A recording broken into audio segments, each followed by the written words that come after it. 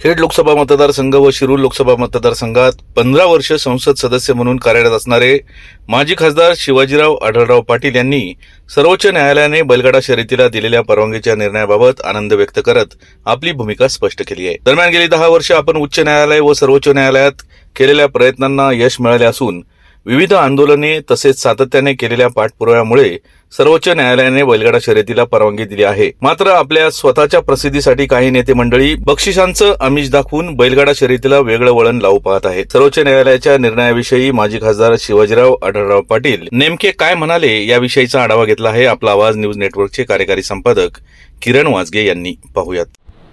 गेल्या अनेक वर्षापासून प्रतीक्षा असलेला निकाल सुप्रीम कोर्टानं थोड्याच वेळापूर्वी निकाल देऊन बैलगाडा शर्यतीला अंतिम निकाल देऊन कायमस्वरूपी मंजुरी मिळालेली आहे। गेले 10 वर्ष म्हणजे 7 मे 2014 पासून बैलगाडा शर्यतीवर असलेली बंदी, त्यानंतर शेतकरी संपूर्ण महाराष्ट्रातला ग्रामीण भागातला शेतकरी हवालदिल झाला होता। महागडी बैल सांभाळणं, त्यांचा सांभाळ करणं, त्यांना जपून करणं अतिशय कठीण गोष्ट होऊन बसली होती आणि त्या नुसतं बैलगाडाच नव्हे तर गावोगावच्या यात्रा ओस पडल्या होत्या। यात्रा जत्रा सगळ्या कुठं व्यवस्थित चालत संपन्न होत नव्हत्या।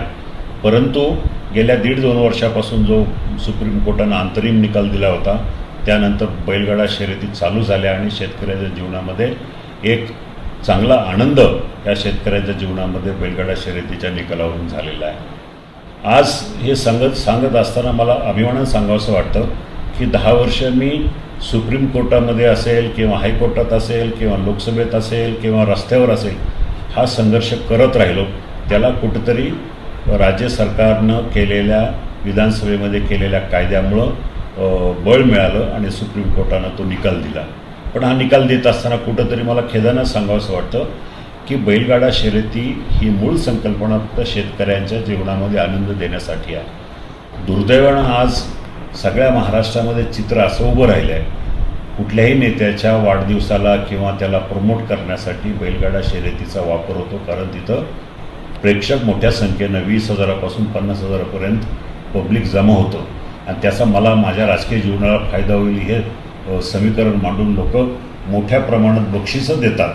मग कधी थार गाडी, कधी गाड्या, कधी ट्रॅक्टर, कधी 4 व्हीलर गाड्या, याची बक्षिसाची खैरात दिली जावी शेतकऱ्याच्या जीवनामध्ये काही नाही। परंतु हे होत असताना तिथं त्या निमित्तानं कुठंतरी दंगली, व्यवस्थित वातावरण नाही, बैलांना व्यवस्थित वागणूक दिली जात नाही आणि दुसऱ्या बाजूला गोठ्यामध्ये शेतकरी एअर कंडिशन गोठ्यामध्ये बैलांना सांभाळतो, म्हणून त्याचं बाजारीकरण मोठ्या प्रमाणात होता कामा नये।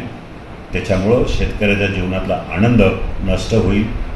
आपण कायदे जर पाळले नाही, आपण कुठंतरी उत्मात करून बैलगाडा शर्यतीचं भव्य स्वरूपात आयोजन करून दंगली किंवा मारामाऱ्या होणं, दगडफेक होणं हे प्रकार व्हायला लागले ते होता कामा नये, अन्यथा बैलगाडा शर्यतीत पुन्हा सुप्रीम कोर्ट विचार करेल।